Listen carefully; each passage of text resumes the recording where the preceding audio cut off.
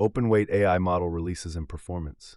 Liquid AI dropped a specialized model this week that deserves attention from anyone running AI locally.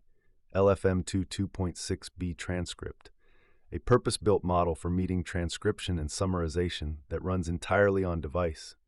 The company showcased it at CES alongside AMD, demonstrating cloud-quality summarization on the AMD Ryzen AI platform with some genuinely impressive specs. Under 3 GB RAM usage, 60-minute meeting summaries in 16 seconds, and accuracy ratings that Liquid claims match cloud models orders of magnitude larger. The model leverages Liquid's LFM2 backbone architecture, which the company says uses significantly less RAM than traditional transformers, making full on-device deployment practical on 16GB AI PCs, while remaining effectively out of reach for many traditional transformer models. The LocalLLaMA community's reaction revealed both enthusiasm and a common point of confusion. Several users initially assumed the model handled audio-to-text transcription rather than transcript summarization. One commenter noted disappointment, having hoped for a multi-speaker transcription model given Liquid's recent speech-to-speech work. For those seeking ASR capabilities, Liquid did release LFM2.5 Audio 1.5 B alongside several other models just days earlier. LFM2.5 Base 1.2B, LFM2.5 Instruct 1.2B, a Japanese-focused Instruct variant, and LFM2.5 VL 1.5B for vision language tasks. The audio model reportedly handles basic ASR, though users report it lacks diarization, speaker identification, which remains a pain point for anyone trying to process multi-speaker recordings locally. The inference speed story got another boost, with llama.cpp reportedly achieving 30% faster performance in recent updates, though details remain sparse. Meanwhile, Qwen released Qwen Image Edit 2511, an enhanced image editing model with notable improvements in character consistency, multi-person group photo handling, and integrated LoRa capabilities baked directly into the base model, eliminating the need for additional tuning to access popular community-created effects like lighting enhancement and viewpoint generation. NVIDIA's contribution this week takes a different approach entirely. Nimotron Orchestrator 8B, an 8 billion parameter model designed not to do tasks itself, but to coordinate other models and tools. On the Humanities Last Exam benchmark, the Orchestrator scores 37.1%. outperforming GPT-5's 35.1% while being approximately 2.5x more efficient. The model was trained via group relative policy optimization with a reward function balancing accuracy, latency cost, and user preferences. Built on Qwen 3.8b, it demonstrates that sometimes the smartest approach isn't a bigger model but a smaller one that knows when to delegate. AI agent development and memory challenges. The gap between impressive demos and production-ready AI agents often comes down to something mundane: memory management. A thoughtful analysis circulating in coding communities identifies why agents that work beautifully on toy examples fall apart in real repositories. And the culprit usually isn't the underlying model. The problem is that most agents either dump large code chunks into context via vector RAG or maintain verbatim conversation histories. Both approaches scale poorly. For code, remembering more is often worse than remembering less, the analysis argues. Agents pull in tests, deprecated files, migrations, and old implementations that look semantically similar but are architecturally irrelevant, and reasoning quality collapses once the context fills with noise. The proposed solutions treat memory as structured, intentional state rather than a log, compressed memory storing decisions and constraints rather than raw discussions, intent-driven retrieval asking, "Where is this implemented?" instead of "Find similar files." Strategic forgetting to prevent tests and deprecated code from competing with live implementations. And temporal awareness that weights recent refactorings appropriately. One pattern gaining traction stores curated context as versioned memory bullets that agents pull selectively instead of rederiving everything each session. A recent RxEve survey on agent memory, 252.13564, frames memory as a system with distinct forms: in-context, external stores, latent internal, functions, factual, experiential, working, and dynamics, formation, consolidation, forgetting, retrieval, and suggests using reinforcement learning to train the memory manager itself rather than relying on hard-coded rules. Despite these challenges, one developer demonstrated that current agents can achieve remarkable results with the right scaffolding. By giving Claude Code a single instructions.md file with a 12-step process and running it with dangerously skipped permissions, they watched the agent autonomously solve 20 of 22 Advent of Code 2025 challenges, a 91% success rate, without writing a single line of code themselves. The agent independently navigated to puzzle pages, read and understood problems, wrote solution strategies, coded in Python, tested, debugged, and submitted answers to the website. The two failures required complex algorithmic insights it couldn't generate. This wasn't pair programming or copilot suggestions. It was full autonomous execution from problem reading to answer submission. The security implications of increasingly capable agents haven't gone unnoticed. Stride GPT v0.15 now includes first-class support for agentic AI threat modeling, integrating the OWASP Top 10 for agentic applications to identify risks specific to autonomous systems, prompt injection via tools, memory poisoning, agent impersonation, and more. The tool automatically detects architectural patterns including RAG pipelines, multi-agent orchestration, code execution environments, MCP ecosystems, and persistent memory systems. For those building Claude Code workflows, a new universal plugin provides specialized agents for code review, debugging, and security scanning, along with hooks for formatting, verification, and notifications, including a verification command that spawns parallel agents for build validation, test running, lint checking, and security scanning before deployment. Local AI infrastructure and tools. Running AI locally means solving problems that cloud providers handle invisibly. One developer built Murmur, a Mac app for text-to-speech using Apple's MLX framework that runs entirely on device with no internet required after installation. The performance numbers illustrate the current state of local inference on Apple Silicon.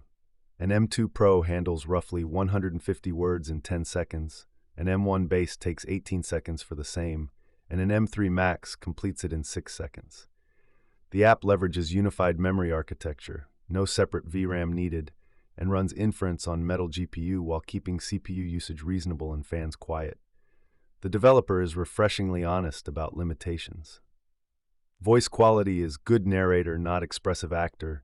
English works best, and long documents need manual chunking. Use cases that work well include converting articles to audio, generating scratch voiceovers, audiobook drafts, and privacy-sensitive content that shouldn't touch cloud servers. RAG pipeline builders continue fighting HTML noise, menus, footers, repeated blocks, JS-rendered content that pollutes embeddings. A new service called Page Replica extracts pages into structured JSON or Markdown, generates low-noise HTML for embeddings, and handles JavaScript-heavy sites by waiting for full-page render rather than scraping pre-JS DOM. The key insight: a lot of RAG pipelines fail simply because they embed the pre-JS DOM. One experienced practitioner cautioned that even clean extraction can carry implicit noise, repeated nav patterns, and breadcrumb trails that create duplicate embeddings, and recommended deduplication logic before the embedding step, especially when crawling multiple pages from the same site. The language wars in ML infrastructure continue simmering. A comparison of Rust versus Python for AI gateways reportedly showed a 3,400x performance gap, though the discussion quickly pivoted to ecosystem trade-offs. One commenter noted they do the vast majority of machine learning in C++, Rust, and raw CUDA, and have for decades. You don't have to do Python for machine learning. The consensus framing: Python's dominance comes from lower barrier to entry and larger developer pool, but choosing language by application fit is increasingly sensible. Julia got mentions for combining fast development and fast execution, as did Mojo. For browser automation and local AI workflows, Vibium offers a single 10 megabit Go binary that handles browser lifecycle, protocol, and exposes an MCP server so Claude Code or any MCP client can drive a browser with zero setup. One command adds browser control to Claude Code: Claude MCP add Vibium npxy Vibium. AI model issues and limitations. The Qwen3 VL model exhibits a peculiar failure mode that reveals something about how these systems handle context. Hallucinated tool calls that look correct but never execute. Users running the model via LLaMA and Open Web UI report that when they ask for follow-up image generation, another one, or same but, the model produces output that resembles a proper tool call response, complete with JSON formatting and file URLs, but generates it instantaneously without actually invoking any tools. The model essentially confabulates having done the work. When reminded it didn't actually call the tool, it apologizes and executes correctly. Explicit requests for new subjects work fine. The confusion emerges specifically with continuation requests. One commenter suggested higher quantization might help, noting they've never had any luck with Q4 models for this kind of task, while another recommended being more explicit. Generate a new image of X rather than another one, to reset context understanding. The broader question of whether language models actually reason continues generating strong opinions. One perspective circulating on LinkedIn declares the debate settled. When language models are structured correctly, with recursion, constraints, and feedback, they reason, not in a hand-wavy way, but in tight loops of cause and effect. The argument frames this as temporal reasoning measured in micro-loops, not long prompts, and emphasizes control before compute, structure before scale. Whether this constitutes reasoning, in any philosophically satisfying sense, remains contested, but the practical observation that well-structured systems with appropriate constraints produce more reliable outputs is hard to argue with. The author predicts 2026 as the year of the adaptive agent, with quiet systems, local reasoning, awareness embedded everywhere, AI policy and open-source threats. Legislation nominally targeting deepfakes may inadvertently criminalize open-source AI development in the United States. The No Fakes Act, H.R. 2794, S. 1367, currently under consideration in the 119th Congress, creates a digital replica right for voices and likenesses with liability provisions that extend to tool developers. If someone releases a text-to-speech model or voice conversion RVC model on Hugging Face and another person uses it to fake a celebrity's voice, the developer can face statutory damages of $5,000 to $25,000 per violation. There is no Section 230 protection under this legislation. The fingerprinting trap makes compliance structurally impossible for open-source projects. The bill requires digital fingerprinting for safe harbor protection, but open-source repositories of raw model weights cannot technically comply with this requirement. Software licenses provide no defense. They're contracts between developers and users, but those suing under no fakes would be third parties, estates, record labels, celebrities, who never agreed to any license. The bill creates liability for those who make available technology primarily designed for replicas, regardless of license terms. The proposed solution is a safe harbor amendment distinguishing active service providers from tool code repositories, separating tool developers who write code from bad actors who use it, and distinguishing a click-to-fake app from raw Python code or model weights. Cybersecurity and development threats. Microsoft's VS Code Marketplace has a malware problem significant enough to warrant a dedicated public tracking file listing removed extensions. The removed packages.md file on GitHub catalogs extensions removed for various violations: copyright infringement, potentially malicious code, confirmed malware, spam, typo squatting masquerading as popular extensions, and untrustworthy publisher actions. Categories include potentially malicious, highly suspicious code, often rendered to be difficult to analyze, resembles malicious software, and typo squatting, attempts to masquerade as another, usually more popular, extension.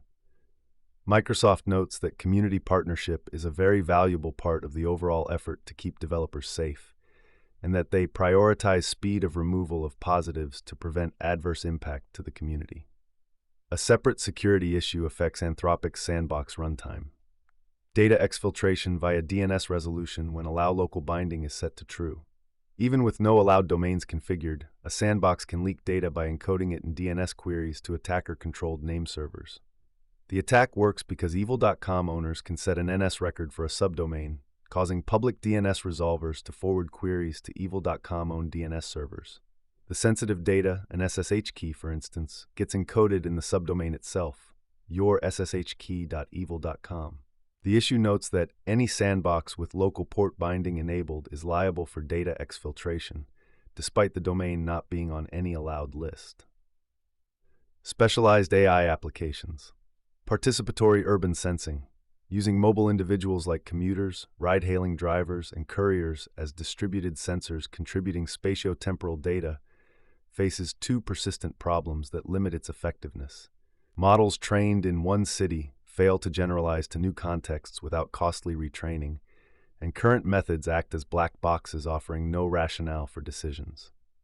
AgentSense, a new framework from researchers at Hong Kong University of Science and Technology, Guangzhou, and Beijing Institute of Technology, addresses both by integrating LLMs through a multi-agent evolution system. The framework tackles the urban sensing problem, recruiting participants and assigning tasks to maximize data coverage within spatial temporal regions subject to budget constraints, and extends it to handle real-time disturbances from environmental factors, participant constraints, and system variations like road closures or adverse weather. Coverage measurement uses a hierarchical, entropy-based objective function capturing data balance at various granularities while considering total quantity. The technical contribution lies in making the system both generalizable, no retraining for new cities, and explainable. Agents can articulate why they're reassigning tasks. This matters particularly in safety-critical scenarios like emergency response where trust but verify requires understanding the reasoning behind resource allocation decisions. Research on swarm intelligence for wireless sensor networks and mobile multi-robots offers relevant foundations for these distributed sensing approaches, proposing layered dual swarm frameworks that maintain independent swarm characteristics while enabling cooperation, applicable to disaster response, transportation, and factory automation scenarios. Hardware hacking and electronics demonstrated an elegant solution to a problem most people wouldn't think to solve: rotating the entire image on a CRT monitor. Standard CRTs use deflection yokes with magnetic coils to steer the electron beam in X and Y axes. To rotate the display, you could perform complicated mathematics to change how the coils are driven, or you could simply rotate the deflection yoke itself. Jerry chose the mechanical approach, placing the entire yoke on a custom slip ring assembly that receives power and signal while rotating around the tube neck, driven by a stepper motor. The stepper motor control deserves special attention. Rather than microcontrollers or sophisticated driver logic, Jerry uses quadrature output from a rotary encoder, which outputs a pulse train that directly drives the stepper. This provides what she describes as nicely instantaneous response.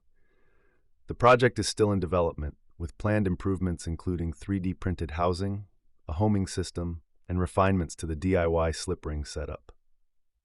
The comment section predictably erupted with alternative approaches. One suggested the rotation could be achieved without moving parts through mathematical recalculation of beam position as it travels through the magnetic field. Another argued the math isn't that difficult. You have magnetic field given by X and Y coils, each having voltage proportional to X and Y coordinates of the beam. Rotating that space sounds like some basic trigonometry and/or multiplication by 2x2 matrix. Proposing an ADC to read coil voltages, a fast MCU for digital rotation, and a DAC to drive the coils. Others suggested even simpler electronic solutions with resistor-capacitor circuits. The debate illustrates a recurring pattern in hardware hacking. The mechanically elegant solution often competes with the mathematically correct one, and which is better depends entirely on what you're optimizing for. For those working on network-level projects, HTTP Cloak offers a Go HTTP client with browser-identical TLS HTTP2 fingerprinting, enabling bypass of bot detection by mimicking Chrome, Firefox, and Safari at the cryptographic level.